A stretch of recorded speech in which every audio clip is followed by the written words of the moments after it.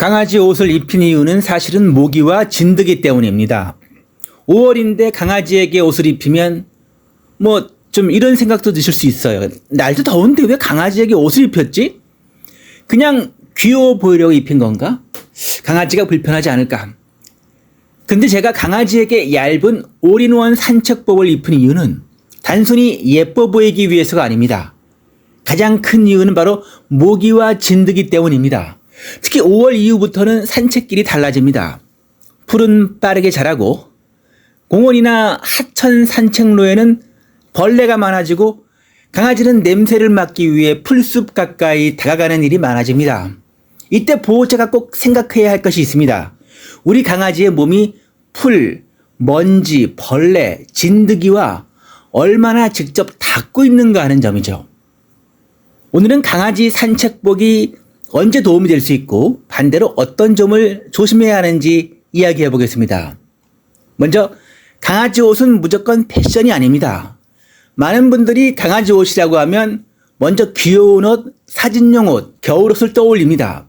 물론 그런 목적도 있습니다. 하지만 강아지 옷은 상황에 따라 산책 보호복 역할을 할 수도 있습니다. 특히 얇은 올인원 형태의 옷은 몸통뿐 아니라 앞다리와 뒷다리 일부까지 감싸기 때문에 산책 중 풀이나 먼지, 벌레가 피부에 직접 닿는 면적을 줄여줄 수 있습니다. 물론 강아지 옷 하나만 입혔다고 해서 모기와 진드기를 완전히 막을 수는 없습니다. 진드기는 옷 밖으로 노출된 부위, 귀 주변, 목 주변, 발가락 사이, 겨드랑이, 배 쪽에도 붙을 수 있습니다.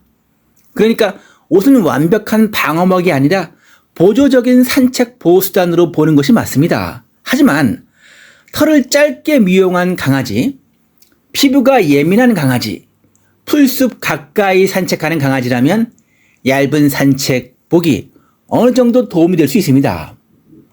그리고 모기와 진드기가 걱정되는 계절이 바로 5월 이후죠.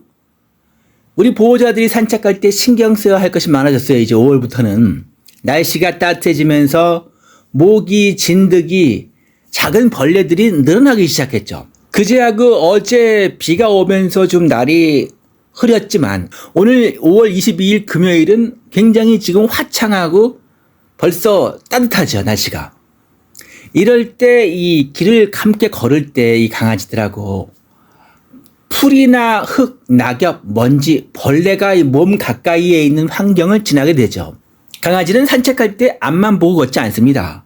냄새를 맡고 풀숲 쪽으로 고개를 넣고 벽이나 나무 주변을 확인하고 다른 강아지 냄새가 남은 곳을 오래 맡습니다.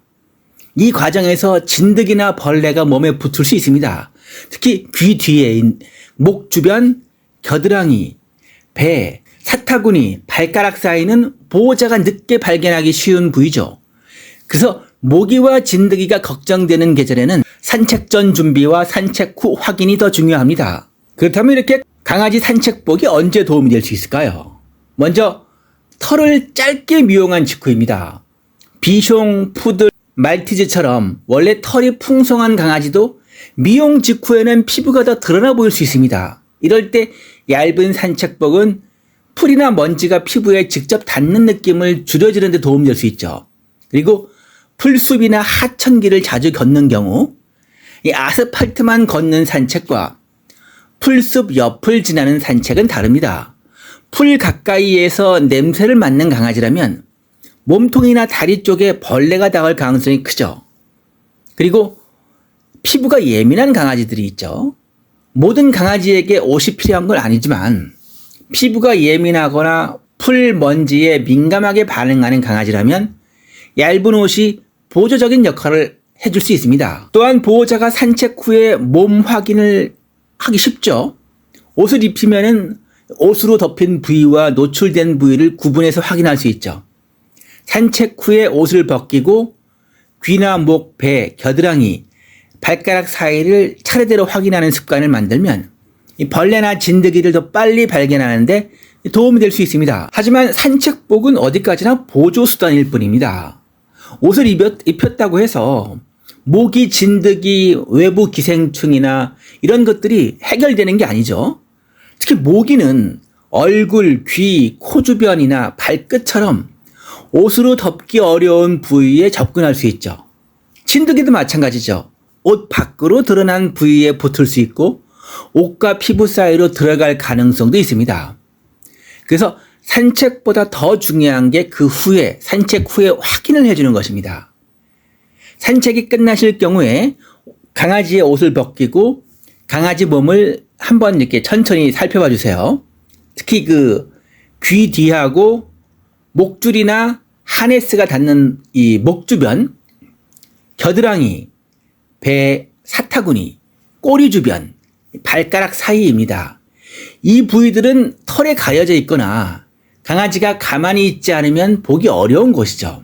그리고 이제 5월이라고 해도 낮에는 덥습니다, 이미. 그래서 햇빛이 강한 시간대에 강아지에게 옷을 입힌 다음에 오래 걷게 되면은 더위를 느낄 수 있습니다. 그러니까 강아지는 사람처럼 땀을 흘려서 체온을 쉽게 조절하지 못하죠. 그래서 옷을 입힐 때는 반드시 반응을 봐야 됩니다.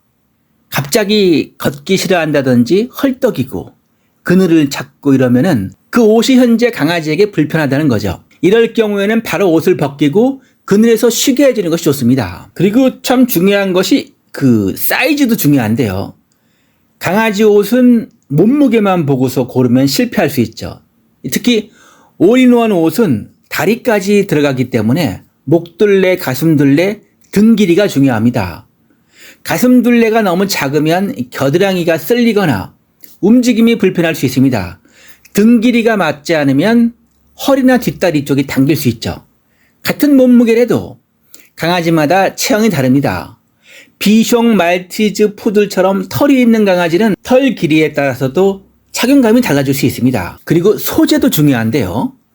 모기와 진드기가 걱정된다고 해서 두꺼운 옷을 입히면 안 됩니다. 이 더운 계절에는 얇고 가볍고 통기성이 있는 소재가 좋습니다. 그리고 신축성도 중요한데요. 올인원 옷은 강아지가 걷고 앉고 엎드리고 냄새 맡을 때 자연스럽게 움직일 수 있어야 합니다.